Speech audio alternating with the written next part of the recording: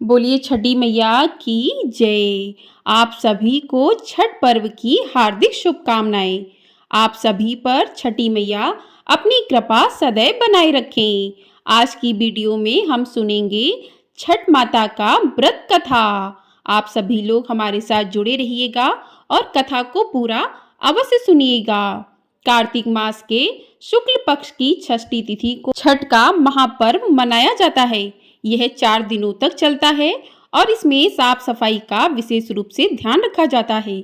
इस त्योहार में गलती की कोई जगह नहीं होती। इस व्रत को करने के नियम इतने कठिन हैं, इसी वजह से इसे महापर्व और महाव्रत के नाम से संबोधित किया जाता है। तो जो भी छठ व्रत करते हैं तो उन्हें छठ की कथा भी अवश्य सुननी चाहिए। तो पहले जान लेते हैं कि छठी मैया कौन थी। तो मान्यता है कि छठ देवी सूर्य देव की बहन है और उन्हीं को प्रसन्न करने के लिए जीवन के महत्वपूर्ण अवयवों में सूर्य व जल की महत्ता को मानते हुए इन्हें साक्षी मानकर भगवान सूर्य की आराधना, उनका आशीर्वाद करते हुए माँ गंगा, यमुना या किसी पवित्र नदी, पोखर के किनारे यह पूजा की जाती है। षष्ठी माँ यानी छठ माता बच्चों की रक्षा करने वाली देवी हैं। इस व्रत को करने से संतान को लंबी आयु का वरदान मिलता है। मार्कंडेय पुराण में इस बात का भी उल्लेख मिलता है कि सृष्टि की अधिष्ठात्री प्रकृति देवी ने अपने आप को 6 भागों में विभाजित किया है। इनके छठे अंश को सर्वश्रेष्ठ मातृ देवी के रूप में जाना जाता है, जो ब्रह्मा की मानस पुत्री हैं। वो बच्चों की रक्षा करने वाली देवी हैं। कार्तिक मास के शुक्ल पक्ष की षष्ठी को इन्हीं देवी की पूजा की जाती है।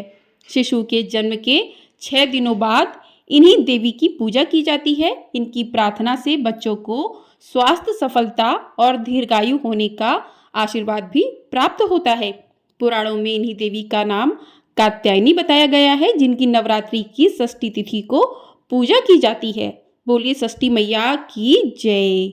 आइए अब सुनते हैं छठ की व्रत कथा। तो प्रिय भक्तजनों, कथा के अनुसार प्रिय व्रत नाम के एक राजा थे। उनकी पत्नी का नाम मालिनी था। दोनों की कोई संतान नहीं थी। इस बात से राजा और उसकी पत्नी बहुत दुखी रहते थे। उन्होंने एक दिन संतान प्राप्ति की इच्छा से महर्षि कश्यप द्वारा पुत्रेष्टि यज्ञ करवाया। इस यज्ञ के फलस्वरूप रानी गर्भवती हो गई। 9 महीने बाद संतान सुख को प्राप्त करने का समय आया तो रानी को मरा हुआ पुत्र प्राप्त हुआ। इस बात का पता चलने पर राजा को बहुत दुख हुआ। संतान शोक में वह आत्महत्या का मन बना लिया। लेकिन जैसे ही राजा ने आत्महत्या करने की कोशिश की, उनके सामने एक सुंदर देवी प्रकट हुई।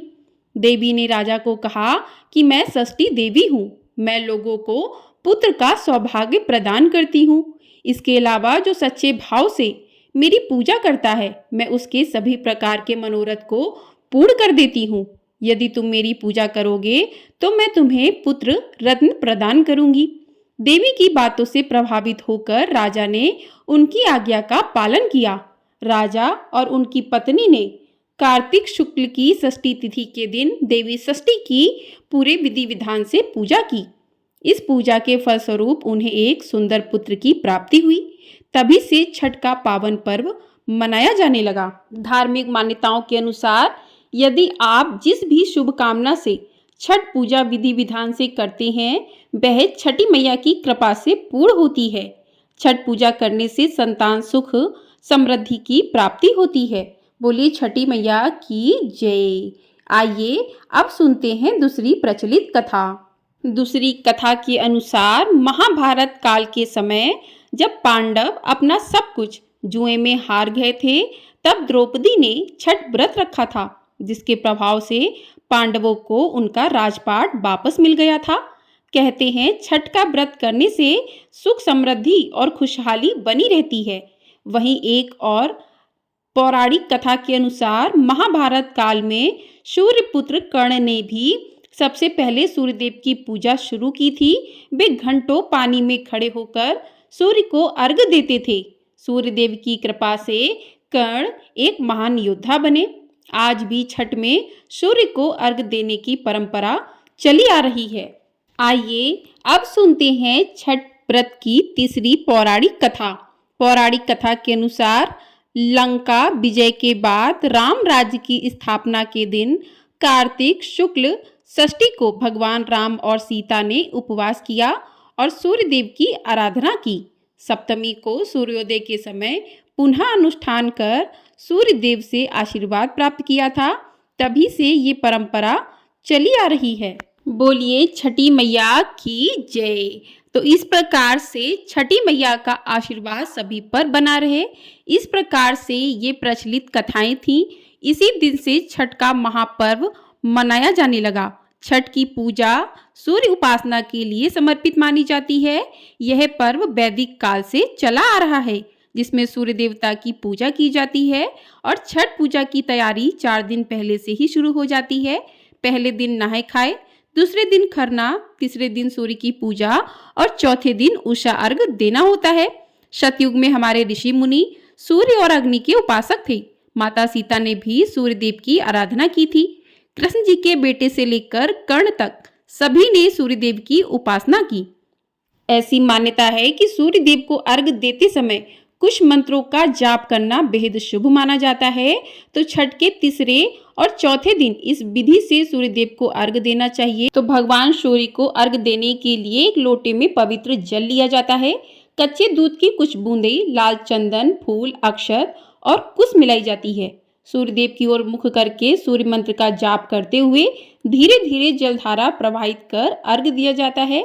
अर्घ के दौरान छठ व्रती हाथों में फल और प्रसाद से भरा दौरा सूप लेकर सूर्य भगवान की उपासना करते हैं।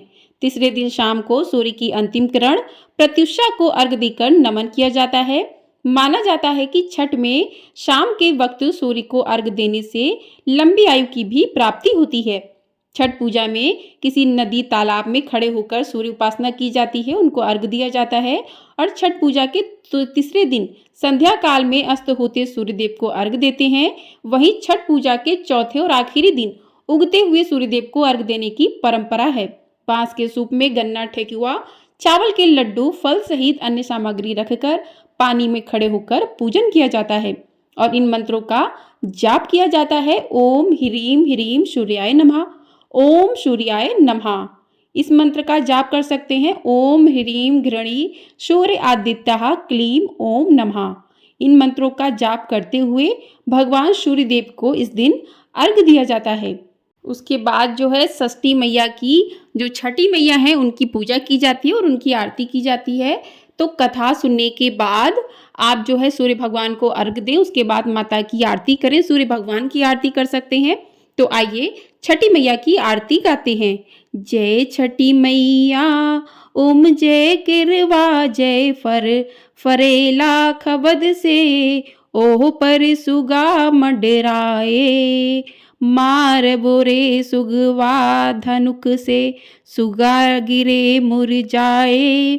जय छठी मैया ओम जय सुगनी जय रोयली वियोग से आदित्य होई ना सहाय। ओम जय नारियर जय फरेला खवद से ओह पर सुगा मंडराए। जय छठी मैया मार वो रे सुगवा धनुष से सुगा गिरे मुरझाए। ओ जे सुगनी जे रोयली वियोग से आदित्य होई ना सहाय। जय हो छठी मैया अमरुदवा जे फरेला खबद से सोहे पर सुगा मंडराए मारवो रे सुगवा धनुक से सुगा गिरे मुरझाए। जय हो छठी मैया ओम जय सुगनी जय रोयली वियोग से आदित्य होई ना सहाय। शरीफ वा जय फरेला खबद से ओह पर सुगा मंडराए। जय हो छठी मैया मारवो रे सुगवा धनुक से सुगा गिरे मुरझाए। ओम जय सुगनी जय रोयली वियोग से आदित्य होई ना सहाय। ओम जय शिववा जय फरेला खवद से ओहे पर सुगा मंडराए मारवो रे सुगवा धनुक से सुगा गिरे मुरझाए। जय हो छठी मैया। ओम जय सुगनी जय रोयली वियोग से, आदित्य होय ना सहाय, सब फलवा जे फरेला खवद से, ओह पर सुगा मंडराए। जय हो छठी मैया। मारवो रे सुगवा धनुक से, सुगा गिरे मुरझाए। ओम जय सुगनी जय रोयली वियोग से, आदित्य होय ना सहाय। जय छठी मैया। ओम जय छठी मैया। बोलिए छठी मैया की जय। बोलिए सूर्य भगवान की जय। तो इस प्रकार से छठ व्रत कथा पूर्ण हुई और छठी माता की आरती भी पूर्ण हुई। छठी माता अपना आशीर्वाद हम सभी पर बनाए रखे, हम सभी के संतान को सुख समृद्धि लंबी आयु प्रदान करें, सभी की मनोकामनाओं को छठी मैया पूरा करें। कहते हैं कि छठी मैया के व्रत में बहुत सच्चाई है। यदि सच्चे मन से कोई मनोकामना की जाती है तो छठी मैया उसे ज़रूर पूरा करती हैं। हम सभी पर छठी मैया का आशीर्वाद सदैव ही बना रहे। बोलिए छठी मैया की जय। बोलिए सूर्य भगवान की जय। आपको ये वीडियो पसंद आई है तो वीडियो को लाइक अवश्य कर दीजिएगा। चैनल पर पहली बार आए हैं तो चैनल को सब्सक्राइब कर लीजिएगा। आपको हमारे चैनल पर कार्तिक मास महात्म्य के अध्याय भी सुनाए जा रहे हैं। यदि आप उन अध्यायों को सुनना चाहते हैं तो सुन सकते हैं और चैनल को सब्सक्राइब कर लीजिएगा ताकि आपको हमारे चैनल पर जो भी व्रत कथा की वीडियो आती हैं वो सबसे पहले प्राप्त हो सके और भगवान सभी पर अपना आशीर्वाद ऐसे ही बनाए रखें। कमेंट बॉक्स में छठी माता की जय अवश्य लिखिएगा। जय हो छठी मैया की।